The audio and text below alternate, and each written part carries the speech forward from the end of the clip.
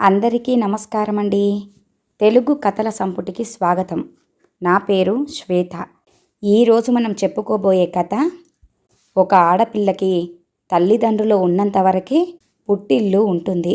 ఒకవేళ అన్నలో తమ్ముళ్ళో ఉన్నా కూడా వారికి పెళ్ళిళ్ళైన తర్వాత అది వదిన ఇల్లు అవుతుంది, పుట్టింటిలా ఉండదు.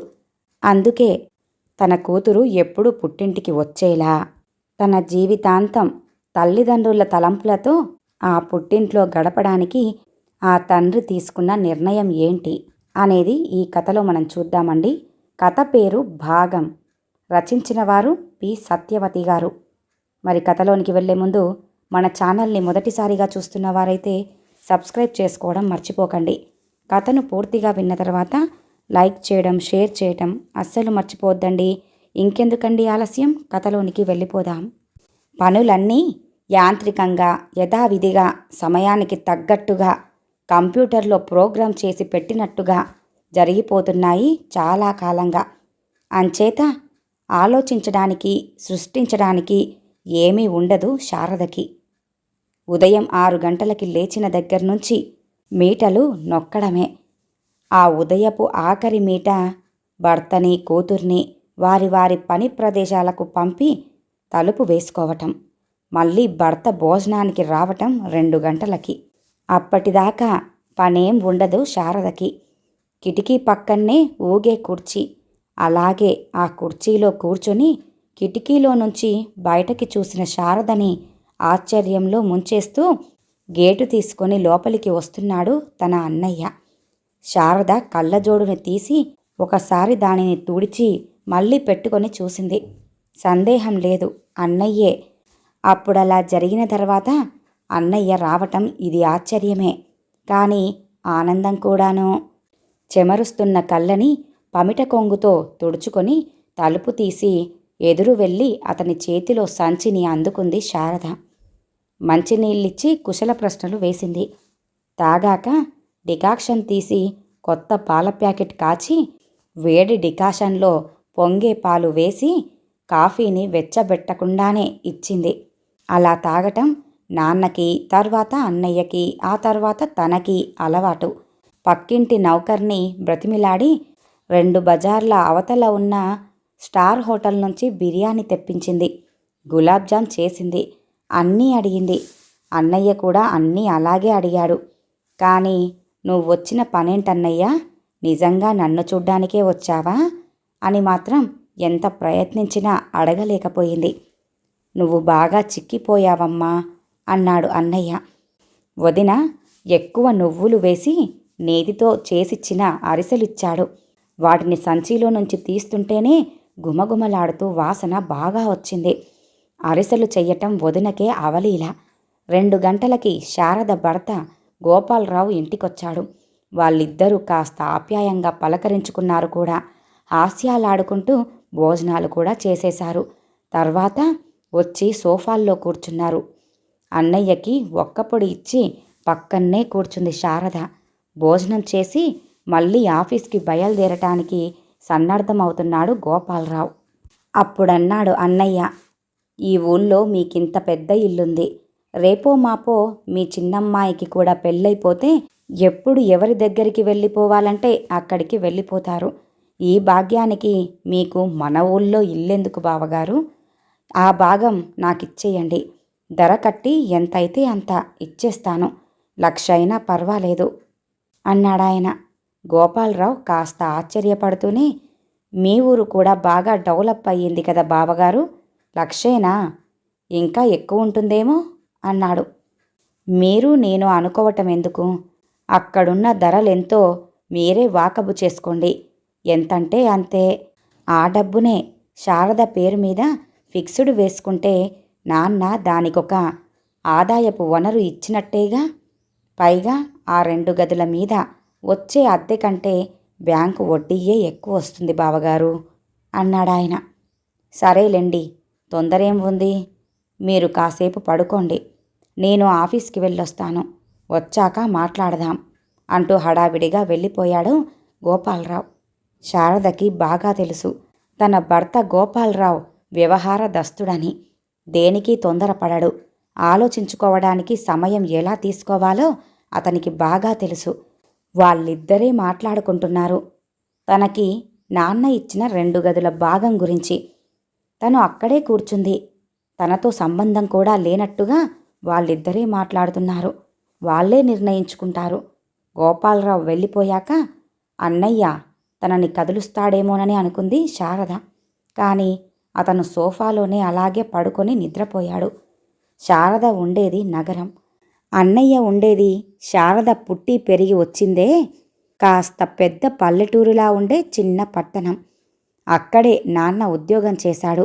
ఉద్యోగం మానేసి చిన్న వ్యాపారం కూడా చేశాడు. వ్యాపారం బాగా కలిసొచ్చి ఇల్లు కట్టాడు. కట్టడమే, ఇంటిని 2 భాగాలుగా కట్టాడు. నాన్న వ్యాపారాన్ని అన్నయ్య అందిపుచ్చుకున్నాడు.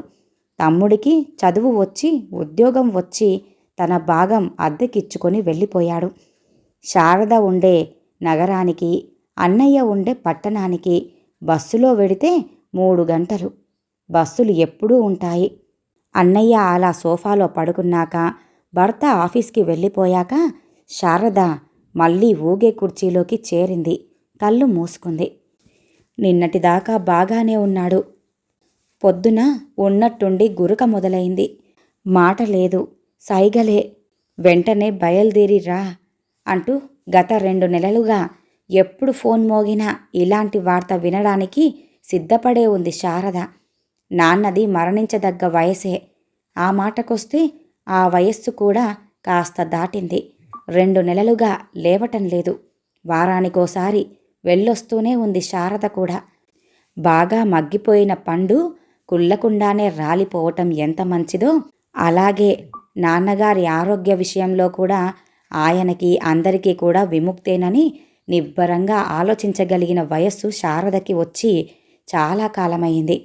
అందుకే నిబ్బరంగా ఫోన్ పెట్టేసి స్టవ్ మీద సగమైన వంటని అంత నిబ్బరంగానూ పూర్తి చేసి తన బట్టలు మందులు మర్చిపోకుండా సంచిలో సర్దుకొని మొగుడికి కూతురికి ఫోన్లో చెప్పేసి పక్కింటావిడకి తాళం చెవులు ఇస్తూ, మా నాన్నకి ఎక్కువగా ఉందట, ఏమవుతుందో ఏమో, నేను వెడుతున్నాను, కాస్త మా వాళ్ళకి ఈ తాళం చెవులు ఇవ్వండి అంది. ఆవిడ తాళం చెవులు అందుకుంటూ, అలాగా, పాపం, ఏదో ఆయనుంటే వారం వారం ఇలా పుట్టింటికి వెళ్ళొస్తున్నారు. ఇప్పుడు ఆయనే గనకే పోతే ఇక ఆ ఊరితో మీకు ఉన్న రుణం తీరిపోయినట్టే అందావిడ. ఆవిడన్న మాటలకి గుండెలో ముళ్ళు గుచ్చుకున్నట్టయింది శారదకి. నాన్న పోతే ఇక ఆ ఊరు తను వెళ్ళలేదా? అన్నయ్య రమ్మనడా? ఎప్పుడన్నా వెడితే సంతోషించడా? నాన్న చనిపోకముందే దుఃఖం వచ్చేసింది. ఆయన పోతాడంటే రాని దుఃఖం ఆ ఊరితో రుణం తీరిపోతుందంటే ఎందుకొచ్చింది? శారద వెళ్ళే వరకు ఆయన పోలేదు. శారదను చూశాడు. దగ్గరకు వెడితే చెయ్యి పట్టుకున్నాడు. ఏదో సైగ చేశాడు. కళ్ళల్లోకి నీళ్ళొచ్చాయి ఆయనకి. తనే పమిట కొంగుతో తుడిచింది. సాయంత్రానికి అంతా అయిపోయింది. అది హఠాన్మరణమో, పిన్న వయసు కాదు గనుక ఎవరి పనుల్లోకి ఎవరి ఏర్పాట్లలోకి వాళ్ళు ప్రవేశించారు. అంత్యక్రియల వరకు కాస్త గంభీరంగా ఉన్న వాతావరణం కాస్త ఆ పైన తేలికయింది. కబుర్లు కూడా మొదలయ్యాయి. అమ్మ పోయి 20 సంవత్సరాలయ్యింది. ఆమె హఠాత్తుగా పోయింది. అప్పుడు మరణాన్ని ఇంత గంభీరంగా నిబ్బరంగా తీసుకోలేకపోయింది శారద. అనుకోని ఆ సంఘటన ఆమెను బాగా కలిచివేసింది. దుఃఖం వరద వెల్లువయింది. అంతేకాదు, ఆమె చేత చేయించుకోవటమే గాని ఆమెకు తానేమి చెయ్యలేకపోయానే అన్న అపరాధ భావం గుండెల్లో సెలవేసింది. ఇప్పటికీ సలుపుతూనే ఉంటుంది. తన ఆవేదన, తన అనుభవాలు అన్నీ అమ్మతో పంచుకునేది శారద. ఆమె అదంతా ఓపిగ్గా విని, అన్నీ అవే సర్దుకుపోతాయి శారదా, కాలం గడిచిన కొద్దీ ఏమీ పట్టించుకోకు, నీ పని నువ్వు చేసుకుంటూ వెళ్ళిపో, అదే చాలు అనేది. అది ఎంతో ఊరటగా అనిపించేది శారదకి. అమ్మ పోయాక శారద దాదాపు మూగదే అయిపోయింది. ఎవ్వరితోనూ మాట్లాడేదే కాదు. ఎవ్వరితోనూ తన బాధను పంచుకునేదే కాదు. తనని తాను ఒక యంత్రంలా మలుచుకుంది. నాన్నతో చనువు సాన్నిహిత్యం ఉండేవి కావు. కానీ ఈ మధ్యకాలంలో దాదాపు 10 ఏళ్లుగా ఆయన తనకి దగ్గరయ్యాడు. మంచం పట్టాక తను ఒక్క వారం వెళ్ళకపోయినా వెంటనే ఫోన్లు చేయించేవాడు. తన మంచం మీదే కూర్చోమనేవాడు. ఆయనే ఎక్కువగా మాట్లాడేవాడు. శారద చిన్నప్పుడు ఎక్కువే మాట్లాడేది. తర్వాత మితభాష అయ్యింది. ఆ తర్వాత మౌనమే ఆమె భాష అయ్యింది. అవసరమైతే తప్ప నోరు విప్పటం మానేసింది. నాన్న మాట్లాడితే వినటం ఆమెకు ఇప్పుడు బాగుంటుంది. ఇంట్లో తన కూతుళ్ళు మాట్లాడినా వినటం ఆమెకు బాగుంటుంది. కానీ వాళ్ళకిప్పుడు తనతో మాట్లాడేందుకు సబ్జెక్టే దొరకడం లేదంటున్నారు. గోపాలరావు ఎప్పుడూ హడావిడిగానే ఉంటాడు. తనతో ఎప్పుడైనా మాట్లాడాడు. ఎప్పుడో ఒకసారి మాట్లాడుతూ ఉంటాడు. వినటం అలవాటయింది. మాటలే కరువయ్యాయి. అమ్మ పోయే వరకు అంతా కలిసే ఉండేవాళ్ళం. తర్వాత ఎవరి భాగం వాళ్ళు పంచేసుకున్నారు. తమ్ముడు తన భాగాన్ని అద్దెకిచ్చి వెళ్ళిపోయాడు. ఉన్నట్టుండి నాన్న ఉత్తరం వైపు ఖాళీగా ఉన్న స్థలంలో 2 గదులు వేయించాడు. అక్కడెందుకు నాన్నా అని అన్నయ్య ఎంత చెప్పినా వినిపించుకోలేదు. అన్నయ్య భాగానికి పక్కన్నే ఉన్న ఖాళీ స్థలంలో ఒక పక్కగా వేశాడు. ఒక గదికి ఆనుకొని బాత్రూం కూడా కట్టించాడు. ఆ 2 గదుల చుట్టూ దడి కట్టించి లోపల మొక్కలు వేశాడు. అదొక భాగంలా తయారైంది. తన మకాం అందులోకి మార్చుకున్నాడు.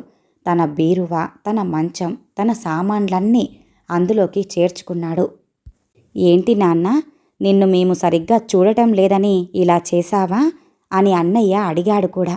మీరు నన్ను చూసేదేమిటిరా, నేను బాగానే ఉన్నాను. మన షాపుకి కూడా వస్తున్నానుగా, కాస్తో కూస్తో సంపాదిస్తున్నాను. నాకెందుకో ఇలా విడిగా ఉండాలనిపించింది. అంతే, ఇంకేం లేదు. అమ్మ లేకుండా అక్కడ నేను ఉండలేకపోతున్నాన్రా అన్నాడు. కాఫీలు, భోజనాలు అన్నీ అక్కడికే పంపేది వదిన. మనవళ్ళు, మనవరాళ్ళు నాన్న దగ్గరే తాతయ్య అంటూ అక్కడే పడుకునేవాళ్ళు.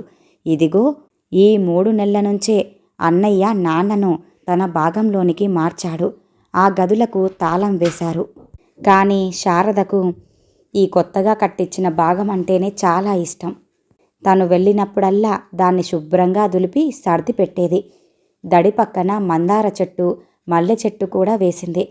కర్మకాండలకు బడ్జెట్లు వేశారు కొడుకులు. చెరి సగం అన్నారు. అంతా బాగానే జరిగిపోయింది. ఊరంతా భోజనాలు పెట్టారు. ఆ భోజనాల్లోకి నాన్నకిష్టమని తనే స్వయంగా దగ్గరుండి నువ్వులు ఎక్కువగా వేసి నేతి అరిసెలు చేస్తుందే వదిన, అలాగే చేసింది. తనకి తమ్ముడికి కూడా ఇవ్వాలని కాస్త ఎక్కువగానే వండించింది. ఒక స్టీలు టిఫిన్ క్యారియర్లో సర్దించి, ఇదిగో శారదా, ఇవి నీకే, మళ్ళీ మిగులుతాయో లేవోనని ముందే తీసిపెట్టాను అని చెప్పింది వదిన. పెద్ద కర్మ కూడా అయిపోయింది. నాన్న ఫోటోకి లామినేషన్ చేయించి గంధం పొట్టు దండ కొని ఆ ఫోటోకి వేశాడు అన్నయ్య. ఫోటోని ముందు గదిలో మేకుకు తగిలించాడు. భోజనాలకొచ్చిన వాళ్ళందరూ వెళ్ళిపోయారు.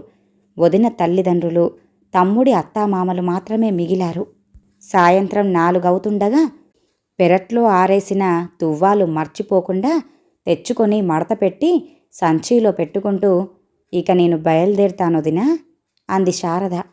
నువ్వు రేపు వెళ్ళొచ్చులే, ఉండు. ఇదిగో మన మామయ్యని, రామ్ బ్రహ్మని కూడా రమ్మన్నాను అంది వదిన. వాళ్ళ ఎదుట నాన్న బీరువాని తీద్దాం అన్నాడు అన్నయ్య. బీరువాతో నాకేం పనన్నయ్యా అంది శారద. కాదులే అమ్మా, ఉండు, నే చెప్పానుగా అంది వదిన. రామ్ బ్రహ్మం నాన్న దగ్గర ఎప్పుడూ వచ్చి కూర్చొని కబుర్లు చెప్పేవాడు. నాన్నకి ఏదైనా పని చేసి పెట్టేవాడు కూడా. శారదకి ఫోన్ చేస్తూ ఉండేవాడు. ముసలాయన ఎవరెవరికి ఏమివ్వాలో వాళ్ళకప్పుడే ఇచ్చేశాడుగా, ఇంకేముంటుంది ఈ బీరువాలో నా మొహం అంది వదిన తల్లి. ఏమో ఏం ఉందో చూస్తే తెలుస్తుందిగా అన్నాడు తమ్ముడి మామగారు. అప్పుడే రాంబ్రహ్మం వచ్చాడు. వచ్చిన రాంబ్రహ్మం చేతిలో ఏవో కాగితాలున్నాయి. అతను ఒక్కడే రాలేదు, ప్లీడరు గారిని వెంట తెచ్చాడు. ఆ ప్లీడర్ గారు కూడా అందరికీ తెలిసినవాడే. ఇప్పుడెందుకొచ్చాడో తెలీదు. బీర్వాలో నాన్న బట్టలున్నాయి. అమ్మవి 2 చీరలున్నాయి. 20 ఏళ్లుగా ఆయన దాచుకున్నవవి. ఒక చిన్న సంచి కూడా ఉంది. ఆ సంచిలోనే ఉంది అసలు విషయం. ఇదేంటి అన్నాడు అన్నయ్య. అవును, ఇదిగో దాని తాలూకు అసలిది. మీ నాన్నగారు ఈ భాగాన్ని శారద పేర రాయించి నిరుడే రిజిస్టర్ చేయించాడు. తను పోయాక మాత్రమే ఈ కాగితాలు శారదకివ్వమని నాకు చెప్పాడు. దానికి సాక్ష్యం ఇదిగో ఈ ప్లీడరుగారే అన్నాడు రాంబ్రహ్మం. అన్నయ్య కాగితాలు మళ్ళీ మళ్ళీ చదివాడు. తమ్ముడు కూడా చదివాడు. ప్లీడరు కూడా చదివి వినిపించాడు అందరికీ. అప్పట్లోనే పెళ్లికి 50,000 కట్నమిచ్చాడు. 25 సెవర్లు బంగారం కూడా పెట్టాడు. మళ్ళీ తల్లి నగల్లో కూడా భాగం పెట్టాడు. ఇప్పుడు ఈ ఇంట్లో భాగం కూడా రాసిచ్చాడన్నమాట. అదృష్టం అంది వదిన తల్లి. నాన్న తనకు ఏం పెట్టాడో తనకన్నా ఆవిడకే బాగా గుర్తున్నందుకు సంతోషపడింది శారద. వదిన, తమ్ముడు, మరదలు ఏం మాట్లాడకుండా వెళ్ళిపోయారు. వాతావరణం మళ్ళీ గంభీరంగా మారిపోయింది.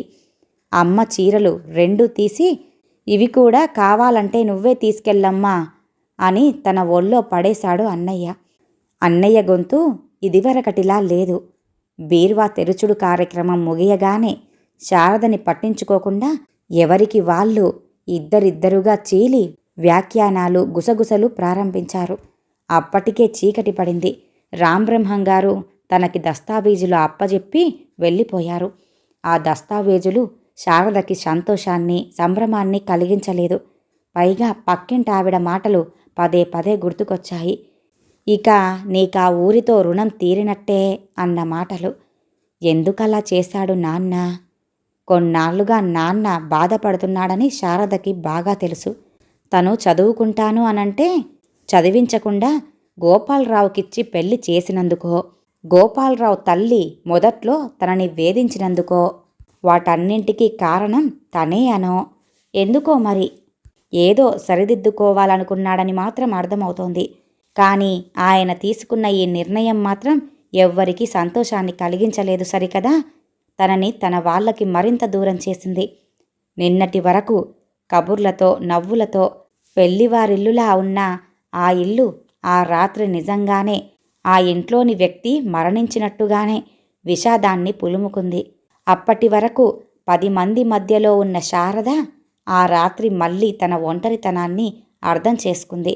ఆ ఇంట్లో తన బాల్యం, ఆ ఇంట్లో తన కౌమార్యం, ఆ ఇంట్లో తన యవ్వనం, అక్కడ తన పరుగులు, నడకలు, తన పాటలు, తన ఆటలు, తన పాఠాలు ఇలా రోజుకొక తీరుగా ఎదిగి కొమ్మలకు మొగ్గలు వేసి పువ్వులు పూస్తున్న చెట్టుని వేళ్లతో సహా పెకిలించి మరొక ఇంట్లో నాటితే మళ్ళీ ఆ వేళ్ళు భూమిలో ఆనుకొని ఆ సారాన్ని పీల్చుకొని అక్కడ ఎండకి, నీడకి అలవాటు పడి తేరుకొని బతకడానికి ఎంత కాలం పట్టింది. కానీ ఈ ఇల్లు నాది కాదు. ఇక్కడ నాకెవ్వరూ లేరు. బుద్ధుందా శారద? నీకిప్పుడు 50 ఏళ్ళు. నీకో మనవరాలు కూడా పుట్టింది. ఇంకా పుట్టిల్లు చిన్నతనమంటావేమిటి అంటూ ఒక పక్క, 50 ఏళ్ళొస్తే మాత్రం పుట్టిన ఇల్లు నాది కాకుండా పోతుందా? ఆ పుట్టిన ఊరు నాది కాకుండా పోతుందా?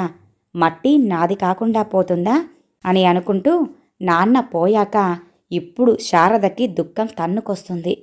తను తెచ్చిన 50,000తో ఆడపడుచుకు పెళ్లి చేసేసి, నువ్వేం తెచ్చావు, మీ నాన్న మాకేమిచ్చాడు అని అస్తమానం సాధించిన అత్తగారు గుర్తొచ్చింది. తను ఇప్పుడు ఆనుకోవటానికి ఒక భుజం కోసం పడిన తపన గుర్తొచ్చింది. అమ్మ గుర్తొచ్చింది. చనిపోయిన నాన్న పెట్టిన కన్నీళ్లు గుర్తొచ్చాయి. మానిపోయిన గాయాలకు లేపనం పూసి గాయాలను మళ్ళీ రేపినట్టయింది నాన్న చేసిన పని. నాకొద్దన్నయ్యా, ఈ కాగితాలు మీరే తీసుకోండి, చింపెయ్యండి, నాతో మాత్రం మాట్లాడండి, నన్ను ఈ ఇంటికి రానివ్వండి, రుణం తీరిపోనివ్వకండి అని చెప్పాలనిపించింది.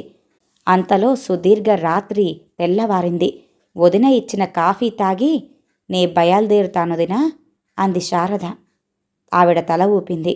అన్నయ్య కొడుకుని పిలిచి అత్తను బస్సెక్కించిరా అన్నాడు ముభావంగా.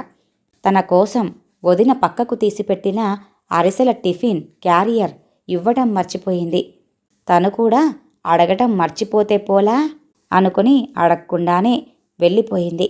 3 నెలల మౌనం తర్వాత అన్నయ్య ఇప్పుడు ఇలా రావటం, శిరీష ఆఫీస్ నుంచి వచ్చినట్టుంది. వంటింట్లో కాఫీ పెడుతున్న వాసనొచ్చింది. అంతలోనే కాఫీ కప్పుతో వచ్చి తల్లి చేతిలో పెట్టి, మామయ్య వచ్చినట్టున్నారు అంది. ఏమ్మా అలా ఉన్నావు? మామయ్య మంచిగా మాట్లాడలేదా అంది కూతురు. శారద లేచి అరిసెల ప్యాకెట్టును చూపించింది. గోపాలరావు కూడా వచ్చాడు. శారద మళ్ళీ అందరికీ కాఫీలిచ్చింది. పడమటి ఆకాశం ఎర్రబడింది. శారద మొహంలో ఒక దిగులు మేఘం. ఒకసారి గోపాలరావు తల్లికి శారదకి తగాదా అయ్యింది.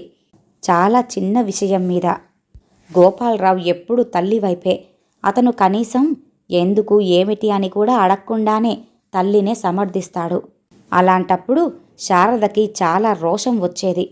వసంతని శిరీషని తీసుకొని బస్సెక్కి వెళ్ళిపోయింది అమ్మానాన్నల దగ్గరికి.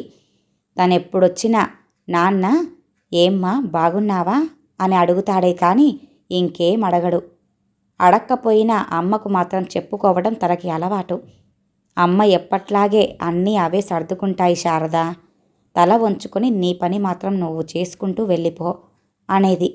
తను వచ్చిన్నాడే రాత్రే గోపాలరావు మామగారికి ఫోన్ చేసి శారదని అర్జెంటుగా పంపించమని, అప్పుడు పంపించకపోతే ఇంకెప్పుడు పంపొద్దని మాత్రమే చెప్పేవాడు. ఇలా అంటాడే మల్లుడు అని కూడా అనేవాడు కాదు నాన్న. టాక్సీని పిలిపించి తమ్ముణ్ణి తోడిచ్చి వదిన చేత తన సూట్ కేసుని సర్దించి పంపించేవాడు. నాన్న మీద కోపం వచ్చి ఏడాది పాటు తను మళ్ళీ అక్కడకు వెళ్ళలేదు. అమ్మ చెప్పినట్లుగా అన్నీ అవే సర్దుకున్నాయి. ఇక అత్తగారికి తన కొడుకు తన పక్షమేనన్న నమ్మకంతో పాటు కోడలు శారద పెద్ద ప్రమాదకరమైన వ్యక్తి కాదని అర్థమయ్యింది. ఆమె తల్లిదండ్రులు ప్రతీదీ పట్టించుకునే రకం కాదని కూడా అర్థమయ్యింది అత్తగారికి. దాంతోపాటు ఆమెకు వయస్సు కూడా మీద పడటంతో కాస్త శారదతో మంచిగా ఉండవలసిన అవసరాన్ని కూడా ఆవిడ గుర్తించింది. ఇదంతా జరిగే వేళకి శారద రోషం, అభిమానం అనే మాటలు మర్చిపోయింది. అమ్మ చెప్పినట్టే తల వంచుకొని తన పని మాత్రం తాను చేసుకుపోతూనే ఉండేది. ఆ రోజున నేను గొడవపడి పుట్టింటికి వెళ్ళిన రోజున నాన్న టాక్సీని పిలిచి వెళ్ళిపోమ్మన్నప్పుడు తనకి ఈ భూమి మీద, ఈ ఊరి మీద, ఈ పుట్టింటిలో స్థలం కూడా లేదని, తనంతట తాను 2 రోజులు ఎక్కడా సుఖంగా ఉండలేనని అర్థమైంది శారదకి. ఎన్నోసార్లు ఎన్నో అవమానాలను భరిస్తూ ఎక్కడికైనా వెళ్ళి 2 రోజులు సుఖంగా ఊపిరి పీల్చుకుందామంటే గోపాలరావు అస్తమానం నా ఇల్లు నా ఇల్లు అనే అదే ఇంట్లో ఉండిపోమ్మనేవాడు. ఎక్కడికి వెళ్ళనిచ్చేవాడు కాదు. ఇప్పుడు నాన్న తనకి తన పేరు మీద సర్వ హక్కులతో ఒక నివాసాన్నిచ్చాడు. ఇప్పుడిది నా ఇల్లు. ఎప్పుడైనా వెళ్ళి 2 రోజులు గుండె నిండా ఊపిరి తీసుకోవటానికి ఇప్పుడు నేను పుట్టిన నా ఊరిలో నా పుట్టిల్లు. మొన్నటి ఆవేశంలో కాగితాలు తిరిగిచ్చేద్దాం, అన్నయ్య వదిన మాట్లాడితే చాలు అనిపించింది. కానీ ఇప్పుడలా అనిపించటం లేదు. 1,00,000 రూపాయలిచ్చి అన్నయ్య తనకి ఆ ఊరితో ఆ ఇంటితో రుణం తీర్చేస్తాను అంటున్నాడు. ఇన్నాళ్ళు తను నాన్న ఇంటికి వెళ్ళింది నాన్న కోసమే వెళ్ళింది. నాన్న ఇల్లు తనకు పుట్టిల్లు. కానీ ఇప్పుడు అన్న ఇల్లు పుట్టిల్లు కాదే, వేరే. అది అన్నా వదినల ఇల్లు అవుతుంది. అన్నయ్య మొహం కడుక్కొని వచ్చాడు. మరి నేను వస్తాను బావగారు, తొందరగా శారదని శిరీషని కూడా తీసుకొని రండొకసారి. అన్ని విషయాలు వాకబు చేసుకొని రిజిస్ట్రేషన్ పెట్టించుకుందాం అన్నాడు. రిజిస్ట్రేషన్ ఏమిటి నాన్న అంది శిరీష. గోపాలరావు చెప్పాడు శారద భాగాన్ని తను అమ్మితే మామయ్య కొంటాడట అని. అమ్మని అడిగారా అంది కూతురు. అమ్మ మాత్రం ఏమంటుంది?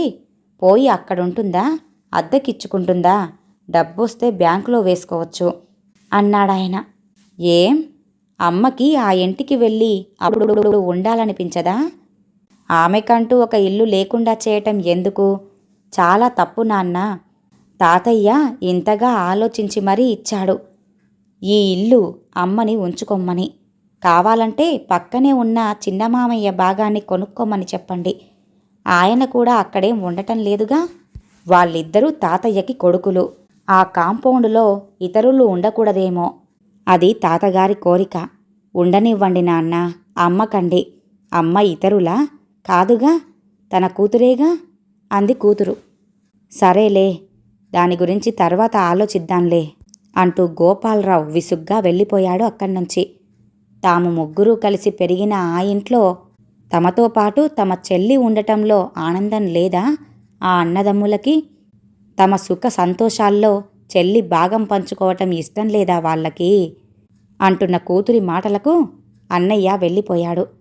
గోపాలరావు అతన్ని బస్టాండులో దించడానికి వెళ్ళాడు. శిరీష స్నానం చెయ్యటానికి వెళ్ళింది. సాయంత్రం మళ్ళీ పని మొదలైంది శారదకి. సాయంత్రపు మీటాలు నొక్కడానికి. తను పెరిగిన ఇంటి ముంగిట చిలకలు వాలిన జామ చెట్టు, నాన్న ఇంటి ముందు తను నాటిన మల్లెతీగ నిండా విచ్చిన పూలు, బాల్యంలో వేప చెట్టుకి ఊగిన ఉయ్యాల, పెరట్లో గోరింటాకును రుబ్బుకునే రోలు, డాబా మీదకి అమ్మ చేరవేసిన వేసవికాలపు రాత్రి భోజనాలు అన్నీ వరుస దృశ్యాలుగా కదులుతున్నాయి శారద కళ్ళ ముందర. అమ్మా, చిన్నప్పుడు ఎక్కువగా మాట్లాడేదాన్ని అన్నావు కదా, ఇప్పుడు మళ్ళీ మాట్లాడమ్మా. వాటన్నింటినీ తలుచుకుంటూ అప్పుడప్పుడన్నా మాట్లాడు. ఆ సంతోషాలన్నీ మాతో పాటు పంచుకో అమ్మా అంటుంది శిరీష శారద వెనక నిలబడి. ఈ కథ ఇంతటితో సమాప్తమండి. విన్నారుగా. తన కూతురికి తమ తదనంతరం కూడా పుట్టిల్లు ఉండాలని, ఆ ఊరికి అప్పుడప్పుడు వచ్చి అక్కడ గడపాలని ఆ తండ్రి తీసుకున్న నిర్ణయం. మరి ఈ కథ గనుక మీకు నచ్చినట్లయితే లైక్ చేయండి, షేర్ చేయండి, అలాగే సబ్స్క్రైబ్ చేసుకుని మన ఛానల్ని ఎంకరేజ్ చేయండి. మీ యొక్క విలువైన అభిప్రాయాలను కూడా కామెంట్ రూపంలో తెలియజేయండి. ఇంత మంచి కథను మనకు అందజేసిన పి సత్యవతి గారికి ధన్యవాదాలు తెలియజేసుకుంటున్నానండి. మరొక మంచి కథతో మళ్ళీ కలుద్దామండి. నమస్కారం.